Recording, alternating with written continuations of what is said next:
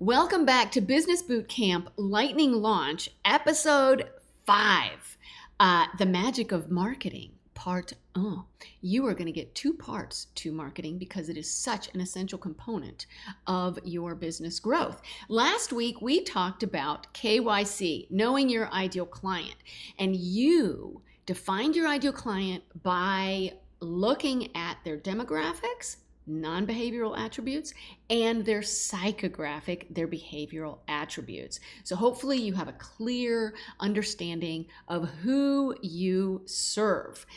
You want to be sure that it is super honed in, so you are speaking to one person.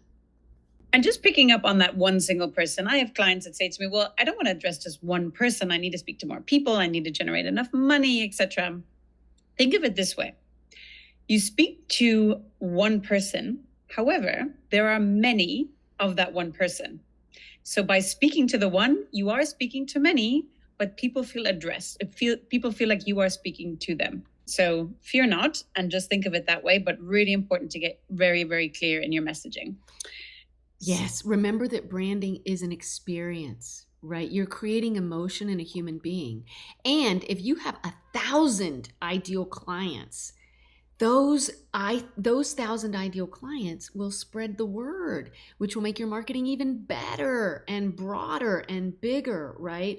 Talking to 1 million people who could care less will get you nowhere, but talking to 1,000 people who love what you're doing and are going to purchase from now to the end of time are exactly the ones that you want to bring into your funnel. Today, we'll give you a crash course on 2 things. Number 1, audience building, creating awareness and trust for your brand by bringing people through the door. And number 2 is community building, which is nurturing your audience that has come into your funnel or into your business. So here is where you really develop brand loyalty and create raving fans. Don't forget to subscribe to the Business Bootcamp channel. You don't want to miss a single episode. So let me tell you a little story about testing and perseverance. Well, my first startup, people loved our idea when we talked to them about it. And we actually did extensive market research. We did focus groups. And let me give you a little clue, because these focus groups, we thought, okay, we're doing our market research and we really understand our client, etc. But a little clue here. Market research is not the same as a client or customer actually parting ways with their money. It's only when your client parts or puts their money where their mouth is that you really get the feedback to know what's working and what is not. So the name of the game is testing. And through constant testing, you will get different feedback and ideas what works and what doesn't.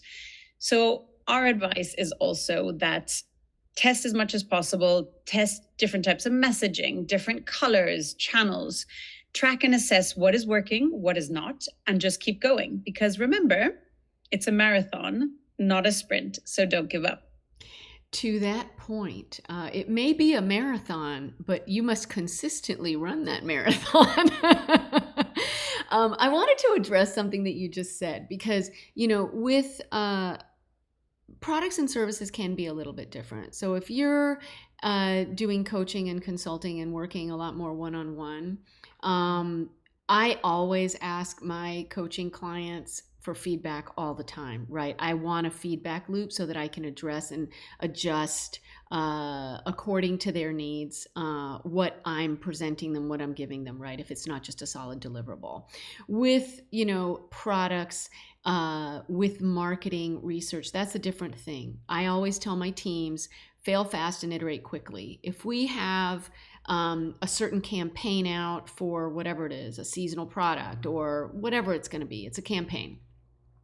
You want to get that marketing out there. You're going to know within 72 hours if things are resonating, and you certainly don't want something that's lagging, out in the market for more than 14 days. So you want to pull it. So you're constantly refreshing content, right? And trying. If you're a solopreneur, you may not be putting money into advertising, but you're just going to keep a steady stream of posting, messaging, whatever it is, out into the universe as you find out what is, resonating with people and not resonating with people.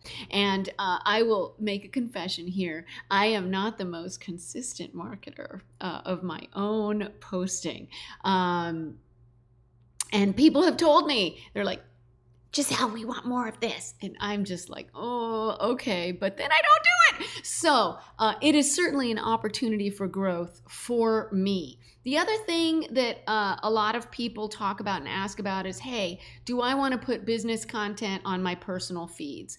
Well, if you look at the algorithms, like for instance on Facebook, the Facebook algorithm is going to get you broader reach on your personal feed, but it still feels a little bit weird for me. So I always have that challenge. I have a struggle with whether or not I want to promote my business stuff, my professional endeavors on my personal feed. So look, we're all there together. We're all building together, and we all have our anxieties and everything else. What is marketing? Well, it's leveraging the right channel with the right message for the right person. And just looking back at what Giselle was saying there, you were messaging in a LinkedIn, which tends to be a bit more business profile, is going to be different to say TikTok, or going to be different to say a Facebook or even Instagram as well. So know your channel, which message you're trying to get out there, and who you are addressing.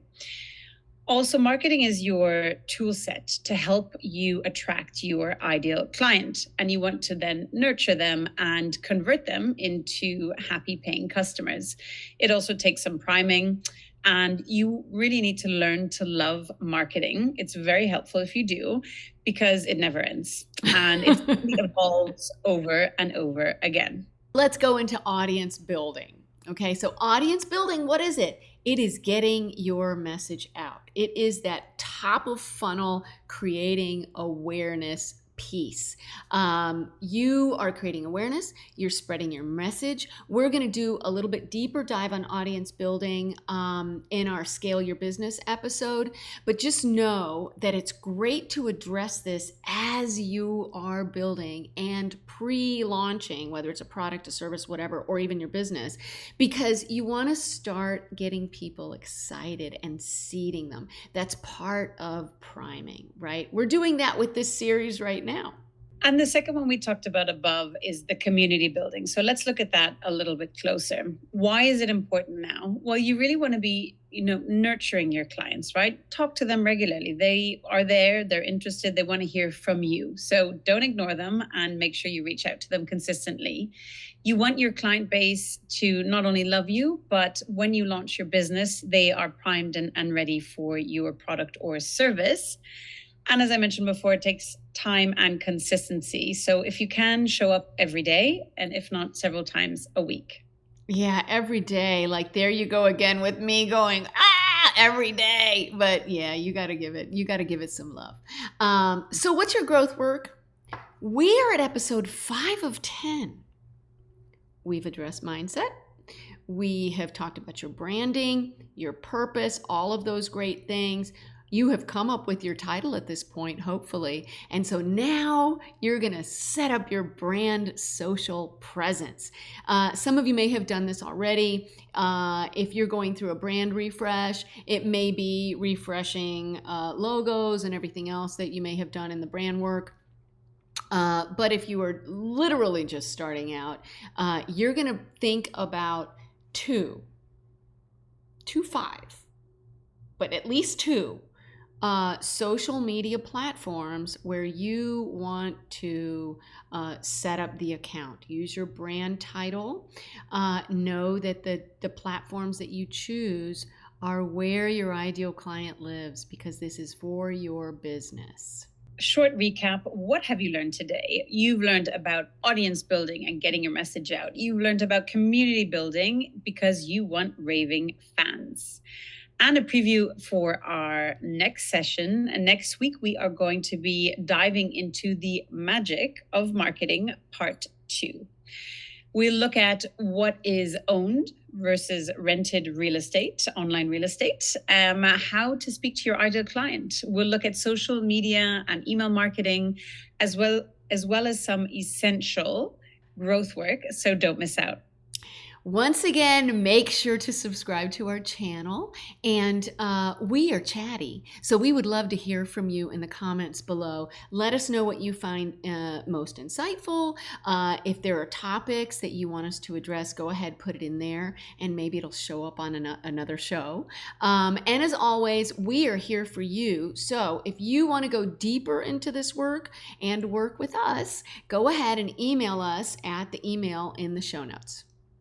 And help us tell the world and share this show with family, friends, neighbors, colleagues looking to lightning launch a business. See you next week. Looking forward to seeing you then. Bye. Bye-bye.